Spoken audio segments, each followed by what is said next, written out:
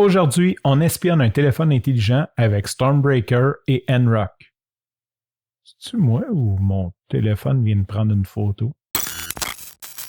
Comme j'ai dit rapidement en intro, aujourd'hui, on va utiliser Stormbreaker et Nrock de sorte à créer un lien qu'on va envoyer à nos victimes et espérer collecter des données soit sur leur cellulaire ou sur leur furteur Internet.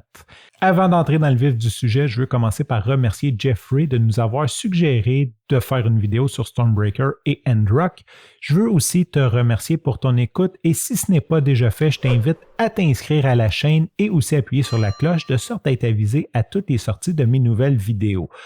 Qu'est-ce que Stormbreaker? Stormbreaker, c'est un projet open source qui nous permet de partir un petit serveur web sur lequel va rouler une application, un site web, que si on donne le lien à une victime potentielle, quand elle va ouvrir ce site-là, on va collecter plusieurs informations du style le nom de son furteur Internet, le nom de son operating system, la résolution de son écran et on a des fonctionnalités qui vont nous permettre de prendre des photos, d'essayer d'aller chercher le fichier password sur l'ordinateur, d'ouvrir le microphone pour écouter qu'est-ce qui se passe.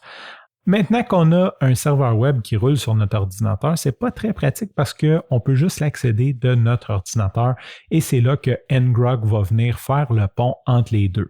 Avant de dire qu'est-ce que Nrock, je voudrais expliquer comment fonctionne un serveur ou comment qu'on peut accéder à un serveur. Supposons que aujourd'hui, je me pars un serveur web sur mon réseau local, je peux l'accéder de mon ordinateur, je peux peut-être l'accéder de d'autres ordinateurs sur mon réseau, mais il ne sera pas nécessairement accessible à partir de l'Internet.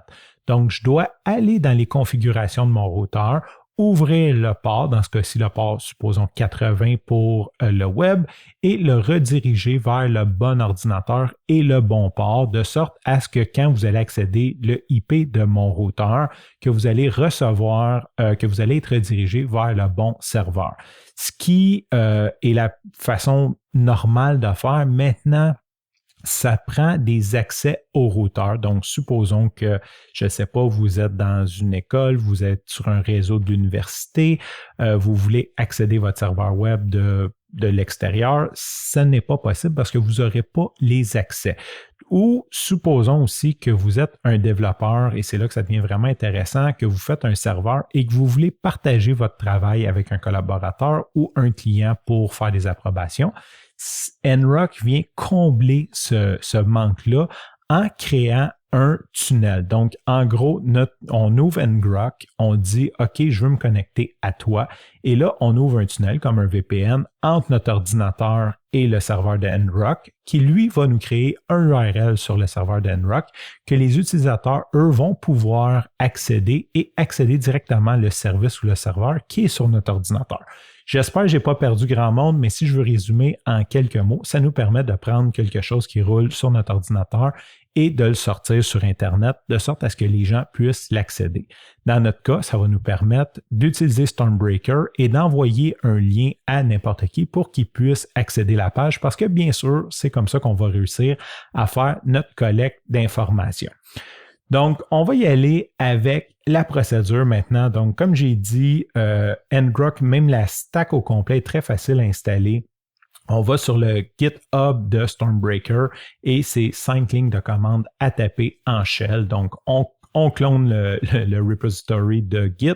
Ensuite, on va dans le répertoire, on installe. Puis, d'un coup que c'est fait, on lance tout simplement Stormbreaker en utilisant la commande python 3 st.py et on fait Enter.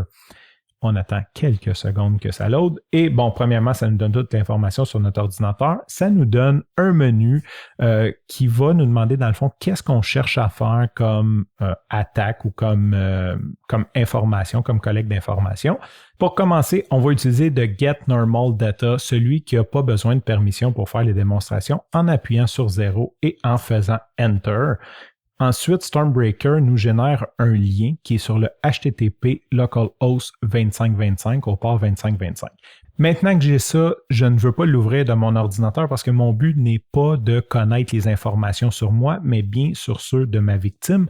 Donc, c'est là que Nrock va venir en compte. Je vais ouvrir un deuxième terminal et je vais taper Nrock, puis le service que je veux ouvrir, dans ce cas-ci HTTP, et le port qu'il m'a donné, c'était le 2525. Je vais faire Enter.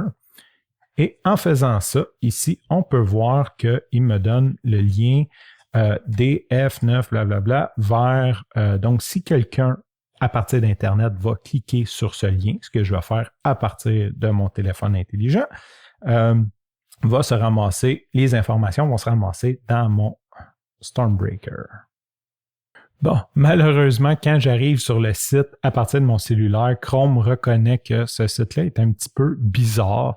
Je vais quand même, pour les besoins de la cause, je vais quand même aller sur le site en faisant Detail et Report Visit this unsafe site.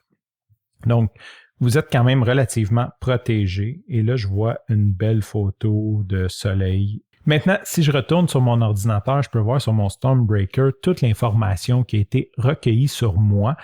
Maintenant qu'on a réussi à avoir les informations de base sur notre victime, je vais essayer d'avoir sa géolocalisation par téléphone cellulaire en appuyant sur le 1.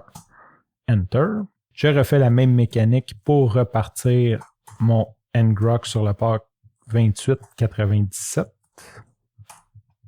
Puis, je vais accéder à ce site à partir de mon téléphone cellulaire. Bien sûr, ça me dit encore que le site n'est pas sécuritaire. Je vais faire Visit this site anyway. Maintenant que j'arrive sur cette page qui ressemble à un faux site de météo et je vois la météo de Paris où ce que je ne suis pas, l'idée c'est que ma victime voudrait changer son endroit et ça me dit « Please refresh to Allo Connection ». Ça me demande pas l'autorisation de donner ma géolocalisation, donc probablement que Chrome est pas fou et comme il voit l'adresse un peu suspecte avec un site suspect, il ne le fait pas. Cela dit, ça ne veut pas dire que ça ne fonctionnerait pas sur d'autres modèles de téléphone, sur d'autres furteurs Internet. Pour les besoins de la cause, pour s'amuser un petit peu, on va essayer le Access Webcam à partir d'un ordinateur, voir qu'est-ce que ça dirait. Donc, je vais faire 2 Enter et ça me donne localhost 2627. Je vais copier le lien, copy link address, et je vais venir le mettre dans mon furteur de mon ordinateur ici. Qu'est-ce qui se passe? Ça me demande la permission. Donc, c'est sûr qu'il y a quand même dans le côté social engineering une raison. Faut que tu donnes une raison à ta victime de cliquer là-dessus. Moi, je vais faire Allo parce que je suis un petit peu nono. Je vais maintenant retourner sur mon Stormbreaker, voir qu'est-ce qui se passe. Et ça me dit « Image cam, do you want to save? Please check this folder. » Donc, je vais venir dans mon navigateur ici. C'est celui ici. Je vais mes fichiers ici. Open folder.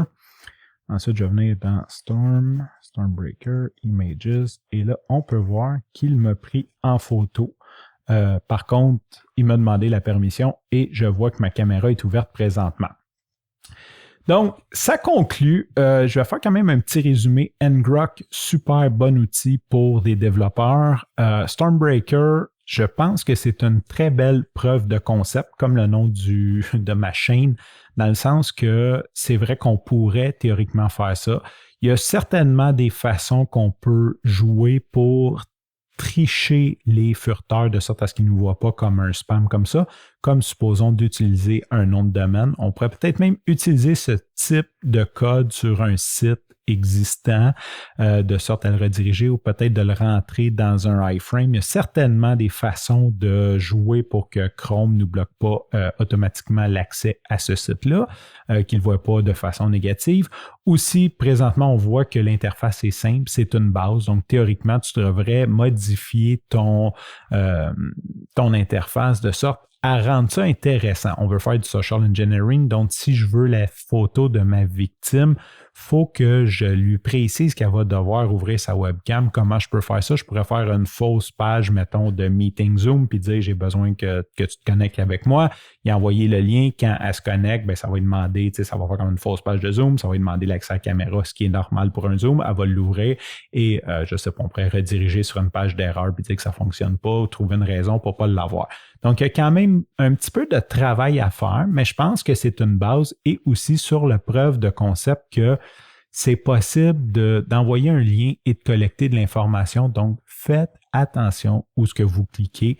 Maintenant, si tu ne connais pas le concept de ces capsules vidéo, en fait, le mercredi soir, 19h30, heure de Montréal, je fais un live, on passe sur un sujet, on découvre un outil, une facette de sécurité informatique Et le vendredi, je fais une vidéo récapitulative comme celle-ci d'une 10-15 minutes, de sorte à pouvoir cimentiser tout ce qu'on a appris pendant la semaine. Si ça t'intéresse de voir le live au complet, je vais te mettre une carte en haut à droite de ton écran que tu pourras cliquer. Je vais aussi mettre le lien dans les notes sous cette vidéo, de sorte à ce que tu puisses l'accéder. Il a été relativement court, on a pris environ 1 heure. On a passé chacune des étapes de créer son compte NRock, de passer le hot token, de faire toutes les configurations pour planifier cette attaque-là.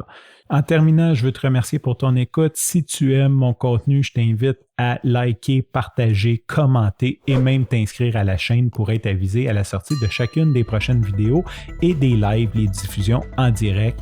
Sur ce, je te dis à la semaine prochaine pour une autre capsule sur la cybersécurité.